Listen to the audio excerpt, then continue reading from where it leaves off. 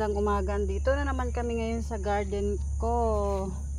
Ayan, ito meron akong saging na ito pinagtabaan.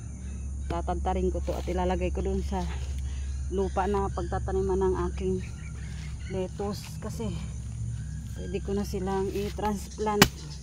Tatantarin ko lang to ng maliliit para ihalo ko dun sa lupa na aking pagtataniman. Yan. Tapos siya, ayun, lakot ng kawayan. Ilalagay doon sa flat para hindi maano yung mga lupa. Yan. Ganda rin kasi ito pampataba eh. Itong saging na to.